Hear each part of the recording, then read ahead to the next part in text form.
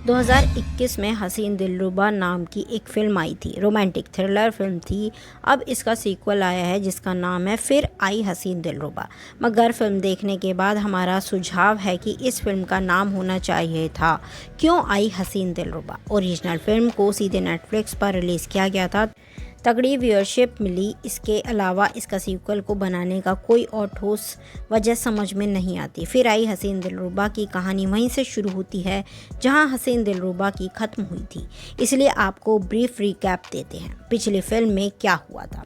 ऋषु और रानी की शादी होती है, मगर ये शादी कुछ ठीक ठाक नहीं चल रही क्योंकि रानी ऋषु से प्यार नहीं करती। ऐसे में एक दिन ऋषु का कज़न नील उनके घर पर रहने के लिए आता है। रानी नील के प्रति आकर्षित हो जाती है। दोनों शारीरिक संबंध स्थापित करते हैं।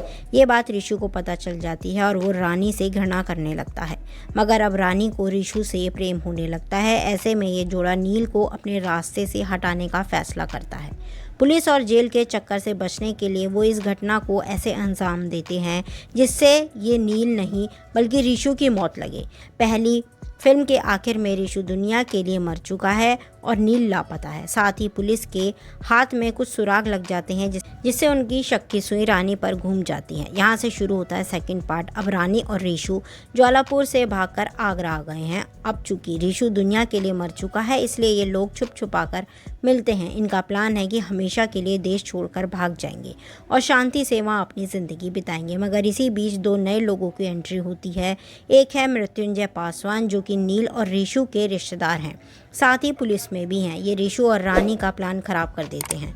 फिर आते हैं अभिमन्यु बाबू जो कि रानी के प्रेम में पड़ गए हैं। रानी अपने फ़ायदे के लिए अभिमन्यु से शादी कर लेती हैं। अब ये सारा कन्फ्यूज़न कैसे ख़त्म होता है, इसके लिए आपको देखनी पड़ेगी पूरी पिक्चर। फिर आई हसीन दिलरुबा पहले भाग से कई मायनों में बेहतर फिल्म साबित होती है, मगर ये अपने होने को जस्टिफाई नहीं कर पाती क्योंकि ऋषु और रानी जो कर सकते थे वो उन्होंने पहले पार्ट में कर दिया। नई फिल्म में जो भी होता है उसका ज़्यादा तर्क समझ नहीं आता। मैं आपको एक सीन बताती हूँ। मृत्युंजय पासवान को शक होता है कि ऋषु मरा नहीं है। वो छुपकर रानी से मिलता है। ऐसे में वो रानी के घर के 2 किलोमीटर के दायरे में पुलिस वालों को छोड़ देता है। फिर भी उसके सामने ऋषु और रानी कई बार मिलते हैं। आपको लगता है कि क्या मजाक चल रहा है और पुलिस वालों को पता नहीं चलता कि वो दोनों मिल रहे हैं। अगर ये आपको मेन स्ट्रीम सिनेमा के लिहाज से नॉर्मल लग रहा है तो दूसरा सीन सुनिए। रानी को लगता है कि उस पर पुलिस का शक गहराता जा रहा है। ऐसे में वो अभिमन्यु से मिलती है और दूसरी ही मीटिंग में उससे शादी के लिए पूछ लेती है।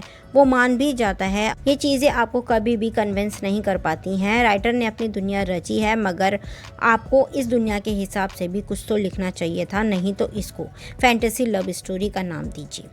कनिका ढिल्लों ने इस फिल्म का स्टोरी, स्क्रीन प्ले और डायलॉग लिखे हैं। ओपनिंग क्रेडिट्स में सबसे पहले उनका नाम लिखा हुआ आता है। उन्होंने महिला पर्सपेक्टिव से एक कहानी कहने की कोशिश की जो कई मायनों पर शार्प और बैलेंस लगती है, मगर अधिकतर मौक़ों पर स्क्रीन प्ले थोड़ा सा धुंधला सा लगता है। हालांकि तापसी को उन्होंने जिस तरह से प्रेजेंट किया वो एक अच्छा प्रयोग साबित हो सकता है। रानी जितनी अट्रैक्टिव है उतनी ही शानी और नालायक भी है। सनी कौशल ने अभिमन्यु का किरदार निभाया है। आपको लगता है कि आप ऋषु और रानी की प्रेम कहानी से सनके हुए हैं, तभी एंट्री होती है अभिमन्यु की। उसकी बैक स्टोरी ऐसी है जो दोनों के क्राइम पेट्रोल नुमा लाइफ पर भारी पड़ती है, मगर वो कैरेक्टर अभी भी पूरी तरह से इस फिल्म का हिस्सा नहीं बन पाया है और कहानी काफ़ी कंफ्यूजिंग हो जाती है। जिम्मी शेरगिल और आदित्य श्रीवास्तव जैसे एक्टर्स उन पुलिस वालों के रोल्स में नजर आते हैं जो ऋषु की मौत की जांच कर रहे हैं, मगर उन्हें इतना बेवकूफ़ और बचकाना दिखाया गया है कि वो हमेशा क्रिमिनल से 2 कदम पीछे रहते हैं।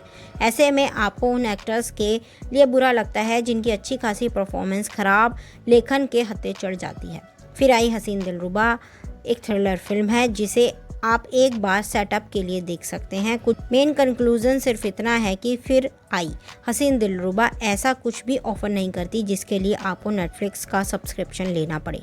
मगर इस फिल्म से नाराज़गी तब और बढ़ जाती है जब मेकर्स तीसरे पार्ट के लिए हिंट छोड़कर जाते हैं। आपको हमारा रिव्यू कैसा लगा कमेंट कर बताएं जरूर, और आपको पिक्चर कैसी लगी ओवरऑल और किसका कैरेक्टर आपको ज़्यादा पसंद आया ये हमें कमेंट कर जरूर बताएं। Thanks for watching. और हाँ, हमारे चैनल को लाइक कीजिए, शेयर कीजिए, सब्सक्राइब कीजिए। Thanks for watching.